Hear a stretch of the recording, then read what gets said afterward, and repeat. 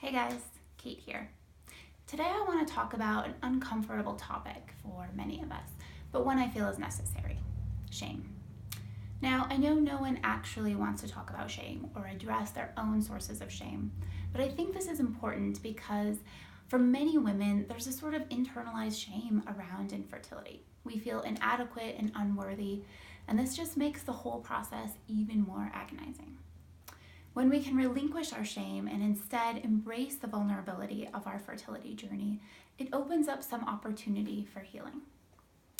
So let's start by defining shame. Most of us know what shame feels like, but what is it really? Shame is basically feeling that we're somehow flawed or therefore not worthy of love and belonging. Sound familiar? As many of you may know, Brene Brown is a researcher who has done a lot of work on shame. And what she's found is that the two biggest triggers for women, the things that cause us the most shame, are number one, our looks or our bodies, and our mothering skills. Right? So no wonder infertility is such a shame trigger because it's got both of these things wrapped up in it.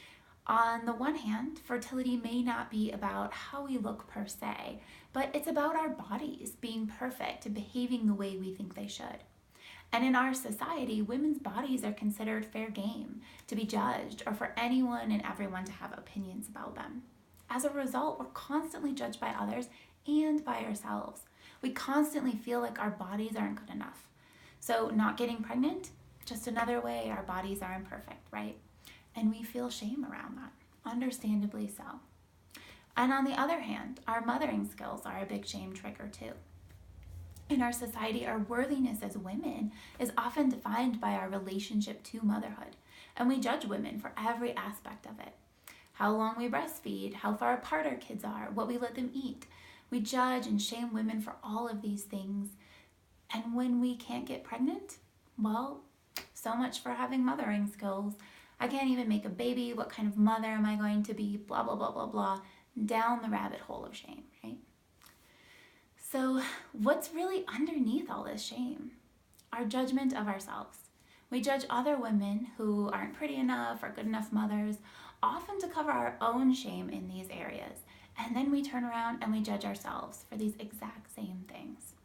So we feel like we're never good enough or worthy enough. And what's the cure for all this shame then? Step one, the most important thing, is acknowledging that it's there. Sure, you can just say, not me, I have no shame around this. But I'm guessing if you're still watching, this resonates with you. And trust me, we all have shame. It comes up in different ways, but for most women, fertility is a major trigger. So sit with yourself and acknowledge the shame that exists. And then acknowledge that it comes from a place of hurt.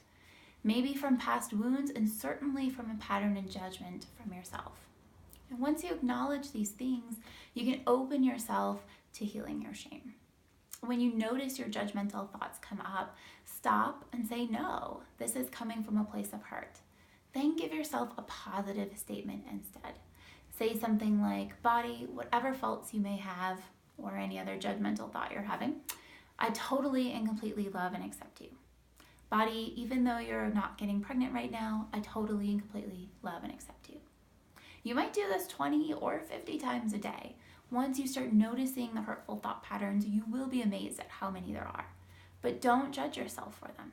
Just acknowledge them.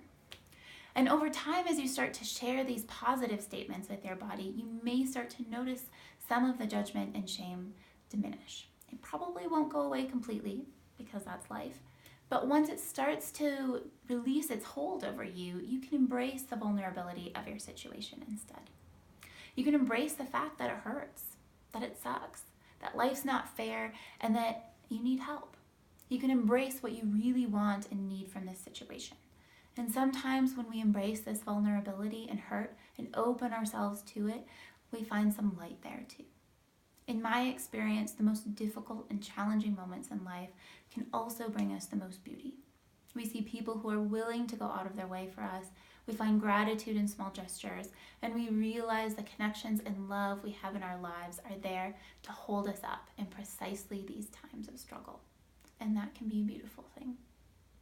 Holding on to and hiding our shame doesn't serve us. When we can acknowledge it, expose it to the light, and embrace vulnerability instead, we can be more open to possibility and the love and support we already have in our lives. And this serves us much better on our fertility journey. I wish for you a life lived fully in the light by embracing the dark, but not letting it sap our joy. Until next time.